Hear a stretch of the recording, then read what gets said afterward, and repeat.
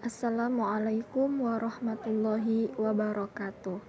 Perkenalkan, nama saya Hilma Hidayanti dengan nomor NIM 2008102014. Saya dari jurusan Pendidikan Bahasa Arab semester 4 kelas C dan dari mata kuliah Madkhol Ilmi Al-Lughah. Nah, di sini saya akan menjelaskan tentang bahasa, karakteristik dan fungsinya, yaitu al-lughatu wa khasaisu wa dhaifuha. Nah, yang pertama itu definisi bahasa. Menurut Ibnu Jini, definisi bahasa adalah al-lughatu hiya aswatun yu'biru biha kullu qaumin an a'radihim. Ungkapan di atas secara umum bermakna bahwa bahasa adalah bunyi-bunyi yang digunakan oleh setiap komunitas masyarakat bahasa untuk menyampaikan keinginan mereka. Definisi tersebut menurut Abdur Rajahi mencakup beberapa realita kebahasaan, yaitu A. Hakikat bahasa adalah bunyi. B. Fungsi bahasa sebagai sarana interaksi dan komunikasi. C. Pengguna bahasa adalah komunitas masyarakat, bukan individu. D. Penggunaan bahasa oleh komunitas masyarakat bertujuan menyampaikan maksud dan keinginan. Yang kedua, menurut Ibnu Khaldun, yaitu bahasa merupakan sebuah ekspresi penutur tentang maksud keinginannya. Ekspresi itu merupakan aktivitas lisan sebagai upaya mengkomunikasikan maksud atau penutur. Oleh karena itu, bahasa harus menjadi sebuah pembiasaan yang bersifat mapan atau terus-menerus dalam organ reproduksi berbahasa, yaitu lidah, dan sistem berbahasa tutur di setiap bangsa berlangsung berdasarkan istilah atau kosakata dan kaidah kebahasaan mereka masing-masing. Bahasa berdasarkan pengertian yang disampaikan Ibnu Khaldun memandang bahasa sebagai sarana yang membedakan manusia dari makhluk lainnya. Ia menjadi media utama dalam komunikasi dan mengekspresikan pandangan dan perasaan. B.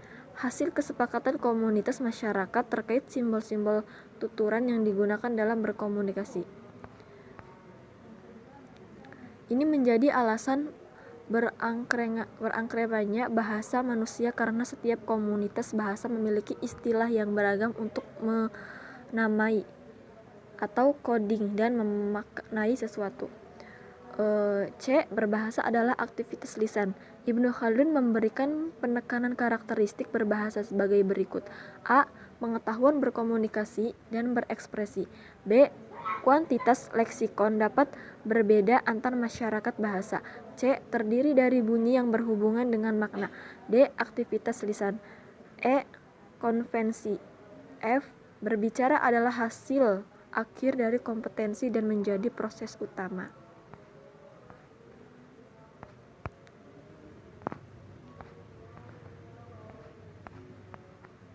Nah, selanjutnya yang kedua itu ada karakteristik atau ciri khusus bahasa. Yang pertama, bahasa sebagai sistem.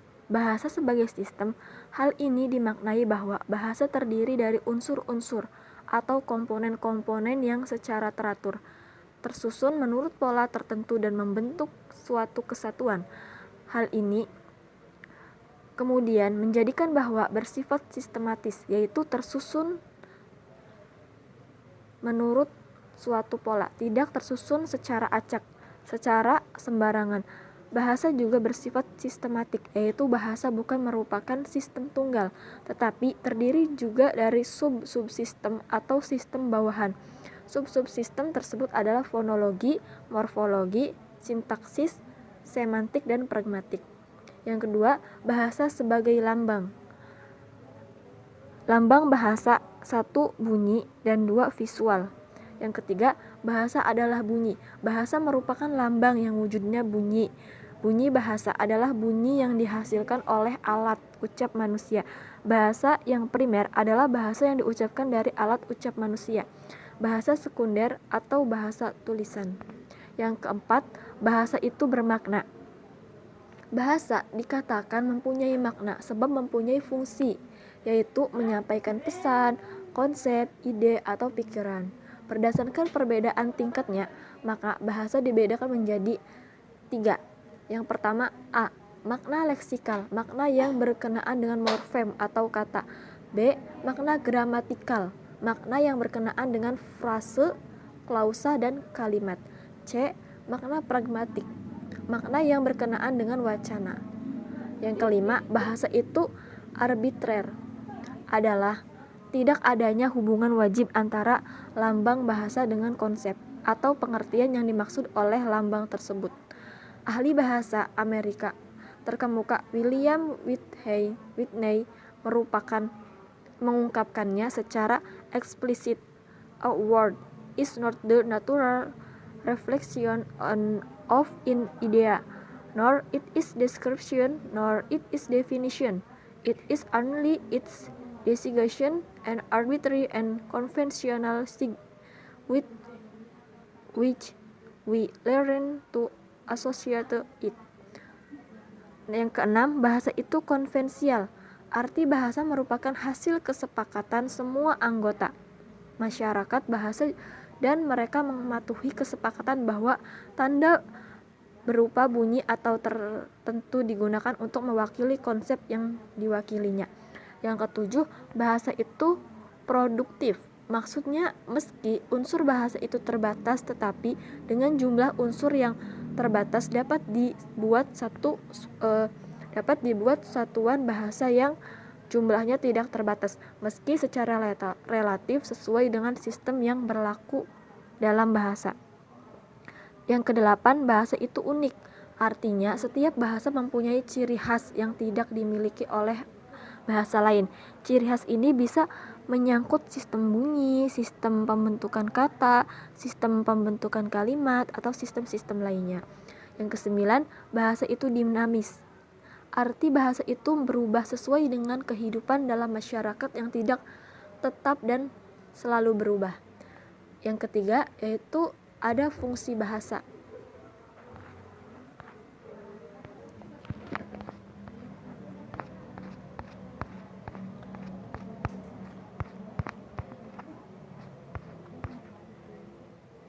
Nah, fungsi bahasa, para ahli telah membahas fungsi bahasa secara umum. Beberapa di antara mereka beranggapan bahwa fungsion bahasa berbeda dengan penggunaan atau yang disebut usul bahasa. Kutta Ratna berpendapat antara fungsi dan kegunaan bahasa memiliki perbedaan. Penggunaan lebih mengacu pada struktur eksternal, sedangkan fungsi lebih pada struktur internal. Ia memberikan contoh pada bentuk obat. Kegunaan bahasa digambarkan sebagai manfaat obat, yaitu mengobati penyakit, sedangkan fungsi obat adalah untuk meningkatkan ketahanan tubuh dan selanjutnya memberikan makna kesembuhan bagi pasien. Nah, selanjutnya itu ada bahasa dalam linguistik. Sebagai objek kajian linguistik, bahasa memiliki dua makna dasar. Yang pertama, bahasa sebagai sebuah konsep abstrak, dan kedua, bahasa sebagai sebuah sistem kebahasaan yang spesifik. Bahasa-bahasa di dunia seperti bahasa Arab, Indonesia, Inggris, dan lain sebagainya adalah contoh dari makna bahasa sebagai sebuah sistem kebahasaan yang spesifik. Ferdinand dan Saussure merumuskan bahwa dalam tiga istilah, yaitu langage, language, dan parole. Mungkin cukup sekian dari saya. Wallahul muwaffiq ila aqwamit thoriq. Assalamualaikum warahmatullahi wabarakatuh.